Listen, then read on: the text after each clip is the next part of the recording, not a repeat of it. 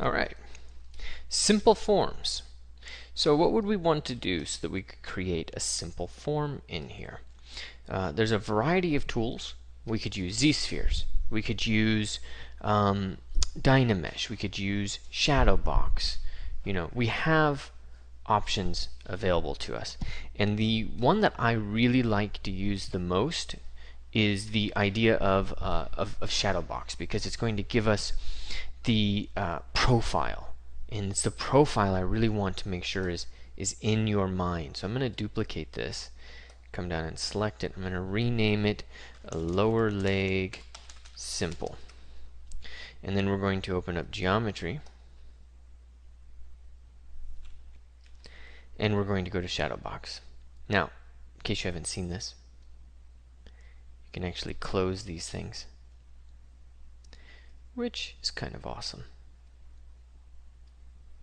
Alright, so we're going to go into Shadowbox, and we're going to create Shadowbox.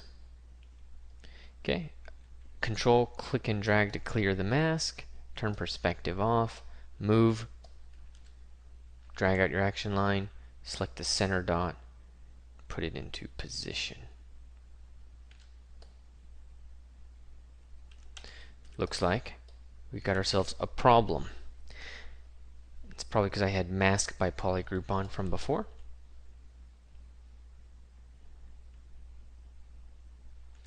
And it's not big enough. Go into deformation, see if we can increase the size.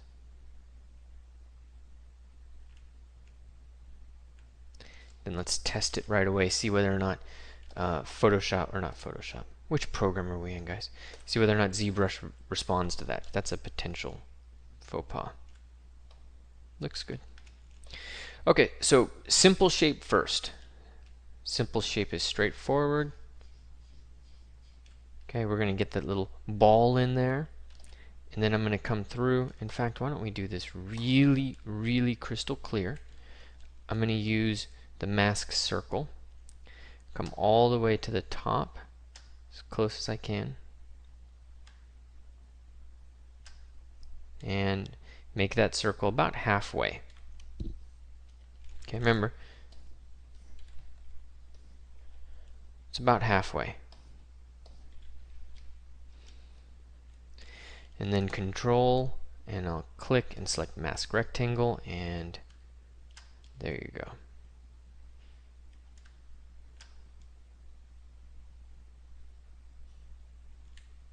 Alright, simple shape. Let's take a look at the side view. Now we need to make that simple shape. I'm going to say set the lower part of it so it's more towards the back. And then let's come in with our circle. Remember, above that femur. And there you go. Simple shape, simple shape. Make sure they're both separated. I'm going to drop out of Shadowbox, turn transparency off, and I'm going to, when they're this close to each other, I'm going to smooth this. And then come in with Trim Dynamic. But you see how they're pulling in towards each other? Okay, you got to watch that. And that's something that happens with Trim Dynamic. And it has to do with the brush size being too large, that the normals are getting confused and one side is influencing the other. So you can zoom in a little bit. Okay, but what I want to do right now is just carve out that beautiful line of the tibia. Long stroke so you don't make too much of a mess. Gotta have the line of the tibia. If you don't have the line of the tibia, then you don't have it. You won't eventually get to break down that shape. So we've got that. Now what would be the next thing that I would carve out? Just to keep this real simple, right? What would be the next thing I would carve out? Well, let's go and look at, well, we could look at it, continue to look at it from a front view. I'm okay with this. Okay, I'm even okay with this right now. It's very straight up and down. There's no slant yet. Who cares? What I don't like is that, especially when the fibula is so far in, all this red area I'm outlining would have to be some sort of muscle or some sort of shape, which it's not going to be. So I'm going to keep the inside, the medial side, the way it is, but I'm going to use move brush and just move that in. And it might mean that I got to come into the back view, and why don't I just bring the tendon down.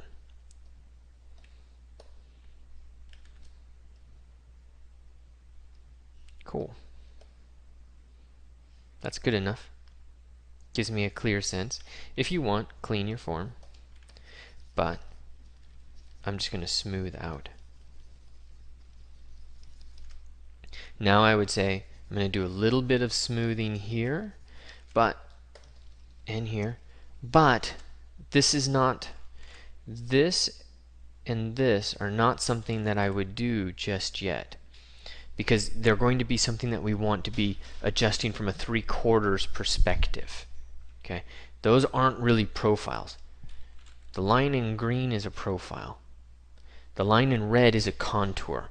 We're not at contours yet. We're at profile. Okay, now this one, and then the move brush, and really pull that up and in.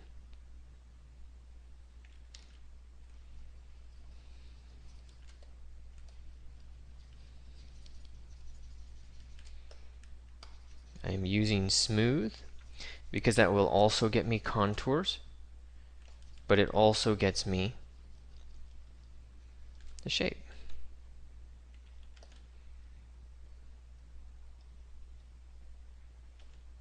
Gives me the profile, I should say.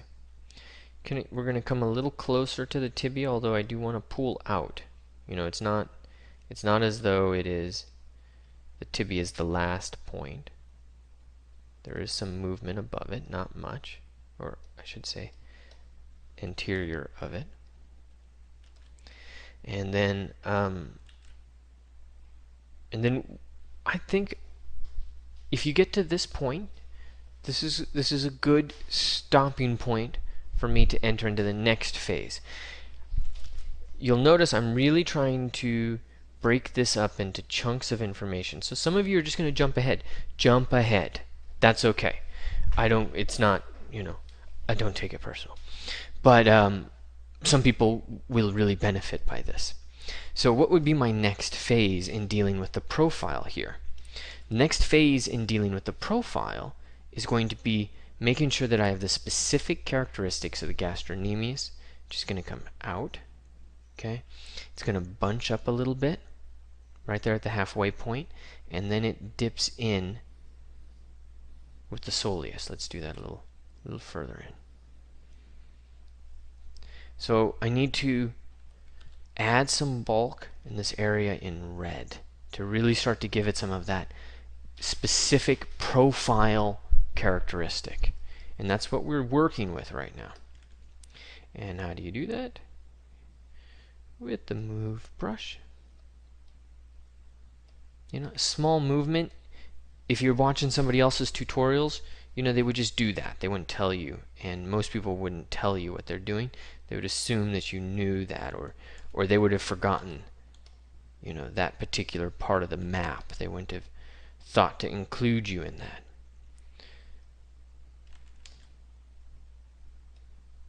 But I have been on the receiving end of wondering, why did they make that stroke? I just want to know why they made that stroke. So I prefer to share that stuff. Squint your eyes. Throw this up against reference and see what happens. Okay, and in fact, before we even get into anything else, let's switch back to the front view and let's start to get the shape characteristics there.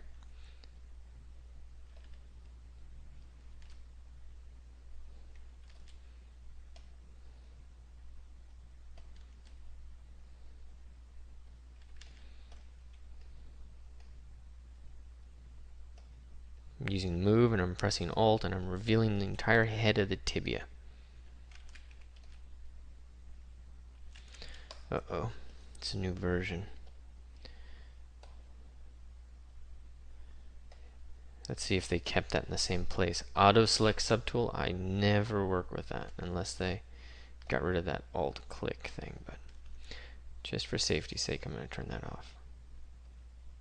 Head of the humerus is revealed. Also the gastrocnemius in relationship to the head of the humerus. Okay, this can move, it can pull out depending on muscle build. A lot of things can happen there.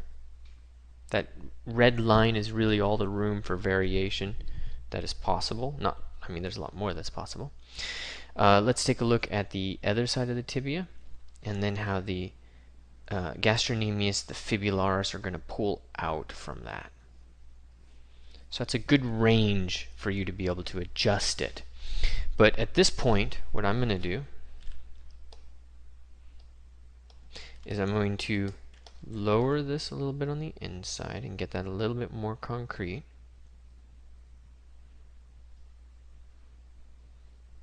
And then I'm going to go through the process of, yeah, there we go. Do you see that slope?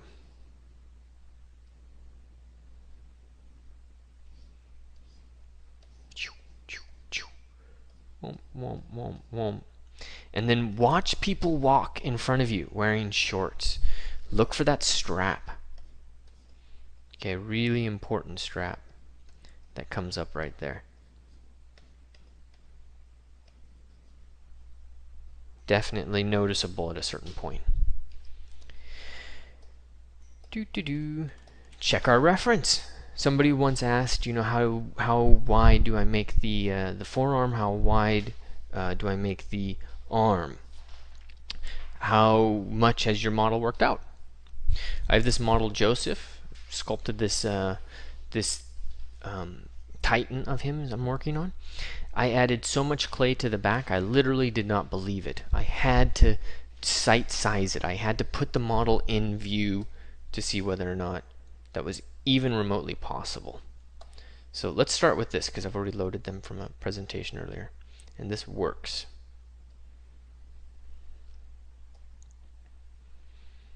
Let's turn it on. Z for spotlight. Move it into position.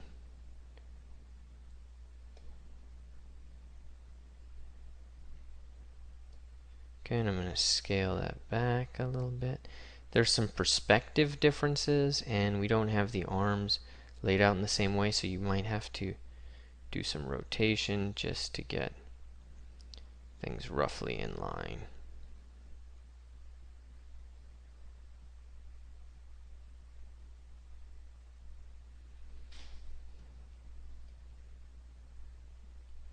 Okay, and let's really lower the transparency. Okay, and we don't look that bad. So I'm going to outline in green. These are the areas where we are farther. But then these are the areas in red are where they're slightly different. So she's got more of a slope in there. So part of that's perspective, part of that's just where we have the ankle bone as well. And in terms of her, there's, in fact, we aren't even using perspective here, which is, at the end of the day, kind of a big issue. I mean, you can see it cropping up right now.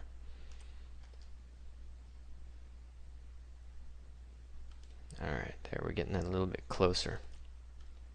But ultimately what I wanted to see was width. Where would I want to adjust width? So this area in red is one of those areas, because that's the fibularis brevis.